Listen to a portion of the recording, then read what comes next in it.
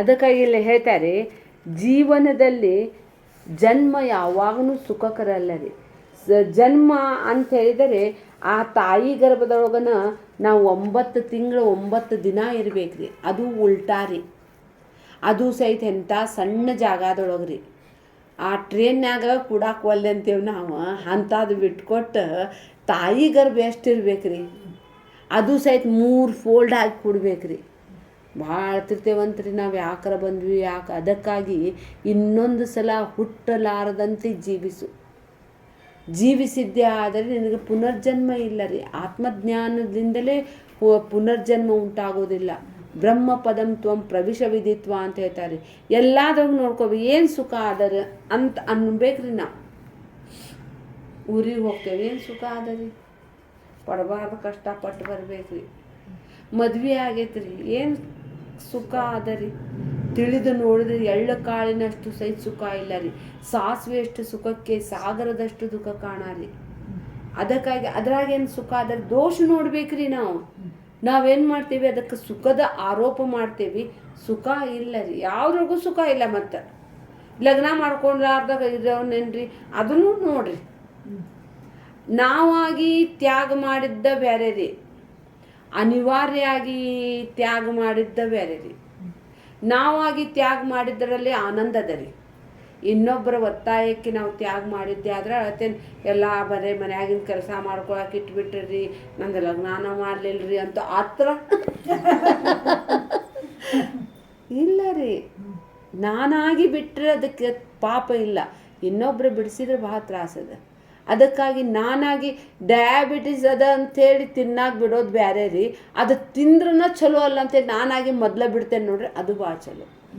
ಭೋಗಿಸಿನ ನಾನು ಎಲ್ಲ ತಿಳ್ಕೋತೇನಂತಿಲ್ಲ, ಇನ್ನೊಬ್ಬರ ಅನುಭವವನ್ನು ಕೂಡ ತಗೊಂಡು ನಾವು ಅದರಲ್ಲಿ ದೋಷವನ್ನು ನೋಡ್ಬೋದ್ರಿ. ಯಾವುದೇ ಕ್ಷೇತ್ರ ಇರಲಿರಿ, ಯಾವುದೂ ಸುಖಕರ ಇಲ್ಲ.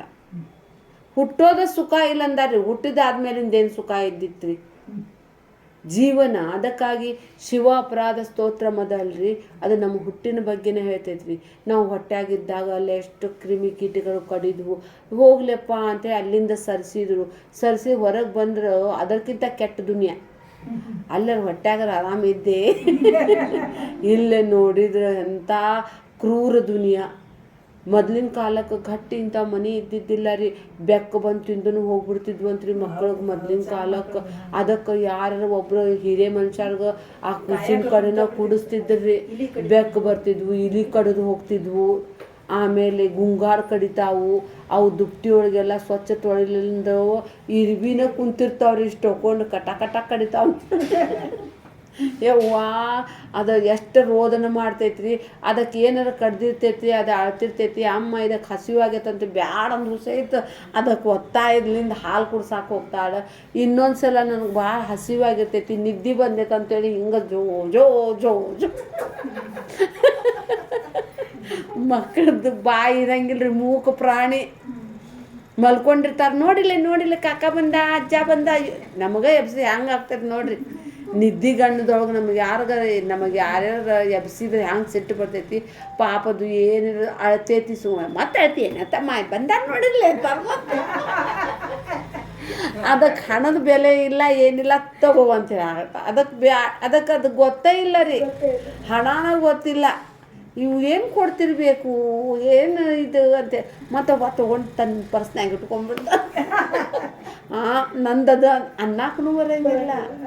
ಆಮೇಲೆ ಸ್ವಲ್ಪ ದೊಡ್ಡವರಾಗ್ತಾರೆ, ಆರಾಮ ಇರಲಿ ಬಿಡಪ್ಪ ಅಂತೇಳಿ 3 ವರ್ಷದ ತನಕ ಪಾಪ ಕುಡ್ಕೊಂತೀವಿ. ಈಗ ಹೊಂದ್ಕೋತಿರ್ತಾವ, ಮತ್ತು ಶಾಲೆಗೆ ಕಲಿಸ್ತಾರೆ. ಆ ಶಾಲೆಗೆ ಹೋಗೋದ್ರ ನೋಡಿದ್ರೆ ಎಂಥವ್ರು ಹೊಟ್ಯಾಗೂ ಸಂಕಟ ಆಗ್ತೈತ್ರಿ. ಅದು ಒಲ್ಲೆಂತಿರ್ತೈತಿ, ಇದಕ್ಕೆ ಎಳೆದು ಹಾಕ್ತಿರ್ತಾರೆ. ಪಾಪ ತಾಯಿಗೆ ಬಿಟ್ಟು ಇರಾಕ ಗೊತ್ತಿಲ್ಲ, ಮಾತಾಡೋಕೆ ಬರೋಂಗಿಲ್ಲ. ಎಷ್ಟು ತ್ರಾಸ್ರಿ. ಆಕಿ ನಾವು ಹೋಗೋ ತನಕ ಸುಮ್ಮ ಕೊಡ್ತಾಳ, ಆಕಿ ಟೀಚರ್ನ ಬರೋಬ್ಬರ ಹಾಕಿ ಹೊಡಿತಾಳ ಅಂತೇಳಿ ಅಲ್ಲಿ ಬಂದು ಬಾಯಿ ಮನ್ಸು ಎಷ್ಟು ಕೊರಗ್ತಿರ್ಬೇಕ್ರಿ ಮಕ್ಕಳು ಪಾಪ.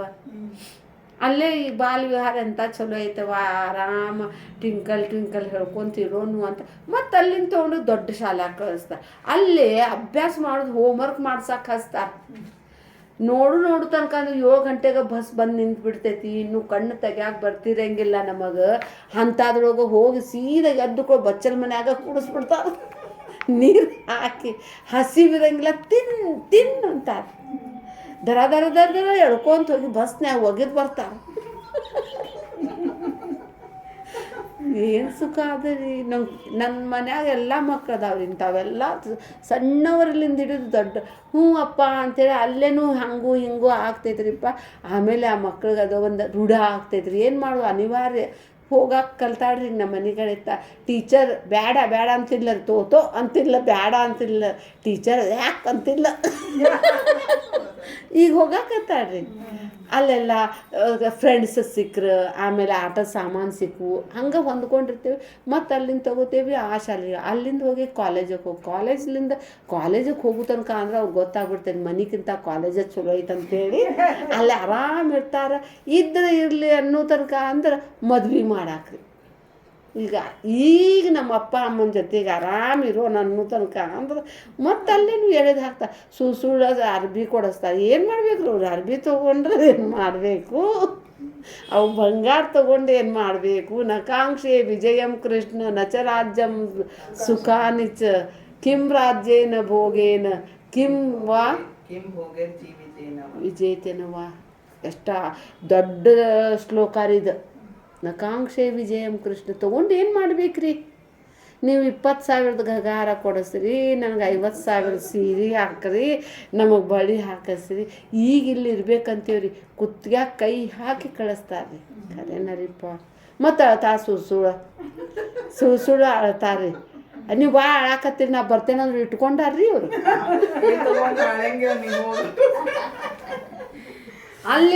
ಅಲ್ಲಿ ಹೊಂದ್ಕೋಬೇಕ್ರಿ. ಅಲ್ಲಿ ಹ್ಞೂ ಅಂತೇಳಿ ಈಗ ಹೊಂದಾಣಿಕೆ ಆಗಿರ್ತೈತಿ.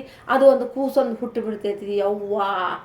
ಅವಾಗ ಗೊತ್ತಾಗ್ತೈತಿ ಮೇರಿ ಮಹಾನ್ ಹೇ, ನಮಗೆ ಹ್ಯಾಂಗೆ ಸಾಕ್ಯಾಳೆ ನೋಡು.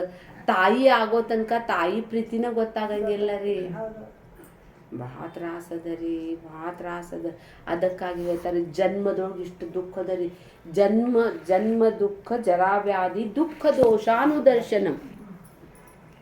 ಎಲ್ಲೂ ಸುಖ. ನೌಕರಿಗೆ ಹೋಗೋದು ಏನು ಸುಖ ಇಲ್ಲ ರೀಪ್ಪ. ನಾವು ಅಂತೀವಿ ಅಷ್ಟು ಸ್ಯಾಲ್ರಿ ಹೋಗ್ರಿ ಗೊತ್ತಾಗ್ತೈತೆ. ಮನ್ಯಾಗ ನಮ್ಮ ಅಪ್ಪ ಅಮ್ಮ ನಮಗೆ ಕಳ್ಸಿಲ್ಲ ನೋಡ್ರಿ, ಪುಣ್ವಂತರ್ರಿ ಅವರು. ಖರೇನ ಕುಂತಲ್ಲೇ ತಮ್ಗೆ ಎಷ್ಟಿರ್ತೈತೆ ಅಷ್ಟು ಚಟ್ನಿ ರೊಟ್ಟಿ ಹಾಕಿ ಸೇಫ್ ತಮ್ಮದಲ್ಲಿ ಕುಡಿಸ್ಕೋತಿದ್ರು. ಈಗ ಅನಿವಾರ್ಯ ಆಗ್ಬಿಟ್ಟೈತಿ. ಇವು ಮನೆಗೆ ಕುಂತ ಇಷ್ಟು ಕಲಿತು ಕುಂತಿ ಅಂತಾರ್ರಿ ಮಂದಿ ಸಲುವಾಗಿನ ರೀ ನಾವೆಲ್ಲ ಮಾಡೋದು. ನಮ್ಮ ಸಲುವಾಗಿ ಮಂದಿ ಏನಂದಾರ. ಒಬ್ಬನು ಬಂದ ಅಂತ ಈಗ ಇವನು ಯಾರಂದ ಮಂದಿ ಗಂಡ ಅಂದಂತ. ಮಂದಾಕಿನಿ ರೇಕಿಂದೆ ಸರ್, ಮಂದಿ ಗಂಡ ಅಂದ. ಅವನು ಮಂದಿ ಮಗ.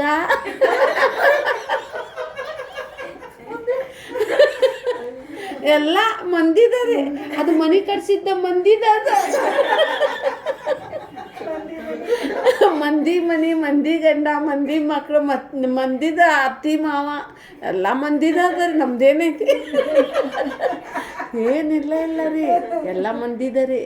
ಮಾಡೋದು ಇಷ್ಟೆಲ್ಲ ಸಾಯ್ಕೊಂತ ಬೀಳ್ಕೊಂತೆಲ್ಲ ಗಳಿಸ್ತೇವೆ ಉಳಿಸ್ತೇವೆ. ನಮ್ಮ ಸಲುವಾಗಿ ಎಲ್ಲ ಐತ್ರಿ. ಮೇರೆ ಲಿಯೆ ಕುಚ್ ಬಿ ನೈ, ಮೈ ತೋ ಹೂಂ ಸಬ್ ಕಾ ಮೇರಾ ನ ಕೋಯಿ, ಮೇರೆ ಲಿಯೆ ಕೋಯಿ ಆಂಖ್ ನ ರೋಯಿ. ಇಲ್ಲ ರೀ, ನಾನು ಎಲ್ಲರ ಸಲುವಾಗಿ ಇರ್ತೇನೆ, ಆದರೆ ನನ್ನ ಸಲುವಾಗಿ ಯಾರು ಇರ್ತಾರೋ ಗೊತ್ತಿಲ್ಲ ರೀ. ನಾವೆಲ್ಲರದು ಸೇವಾ ಮಾಡ್ತೇವೆ, ನಮ್ಮ ಸೇವಾ ಯಾರು ಮಾಡ್ತಾರೋ ಗೊತ್ತಿಲ್ಲ. ಅದಕ್ಕಾಗಿ ಹೇಳ್ತಾರೆ ದುಃಖದ ರೀ. ಇದಂ ಶರೀರಂ ದುಃಖಾಲಯಂ ಅಶಾಶ್ವತಂ. ಹಿಂಗೆ ಇರ್ತೇವೆ ಅನ್ನೋದು ಏನು ಗೊತ್ತರಿ? ಒಂದು ದಿನ ಕಾಲು ನುಸ್ತೈತೆ, ಒಂದು ದಿನ ಗೋಣ್ ನುಸ್ತೈತೆ, ಒಂದು ಸಲ ತಲೆ ನುಸ್ತೈತೆ, ಒಂದು ಸಲ ಕಣ್ಣು ನುಸ್ತೈತೆ, ಒಂದು ಸಲ ಕಿವಿ. ಒಟ್ಟು ಇರೋದ ನೋಡ್ರಿ. ಬಾಯಿ ಮಾತಾಡಿ ಅದು ಭಾಳ ಕೆಲಸ ಮಾಡ್ತೈತ್ರಿ. ಅದಕ್ಕೆ ನೀವು ಭಾಳ ಕೆಲಸ ಮಾಡಿದ್ರೆ ಅಷ್ಟೇ ಆರಾಮಿರ್ತೀರಿ. ಹೌದು. ಓಲ್ಡ್ ಏಜ್ ಆದರೆ, ವಯಸ್ಸಾದರೆ ಎಲ್ಲ ಅವಯವಗಳು ಕ್ಷೀಣ ಆಗ್ತಾವ್ರಿ. ನಾಲ್ಗೆ ಮಾತ್ರ ಕ್ಷೀಣ ಆಗಂಗಿಲ್ಲ ರೀ. ನಾಲ್ಗೆ ಇನ್ನೂ ಸ್ಟ್ರಾಂಗ್ ಆಗಿರ್ತೈತ್ರಿ. ವಟ ಮಾಡೋದು, ಮುದುಕರಾದ್ಮೇಲೆ ಇನ್ನೂ ತಿನ್ನಕ್ಕೆ ಕೇಳೋದು. ಇದು ಏನಿಲ್ಲ, ಮತ್ತು ಯಾರ್ದು ಏನೂ ಅಂಟ್ಕೊಳಂಗಿಲ್ಲ. ಎಣ್ಣೆ ತಿಂದ್ರೆ ಎಣ್ಣೆ ಹಿಡ್ಕೊಳಂಗಿಲ್ಲ, ಸ್ವೀಟ್ ತಿಂದ್ರೆ ಸ್ವೀಟ್ ತಿನ್ನಂಗೆ. ಸ್ವೀಟ್ ತಿಂದು ಆ ಶರೀರಕ್ಕರ ಡಯಾಬಿಟಿಸ್ ಬರಸ್ತೈತ್ರಿ ಅದು.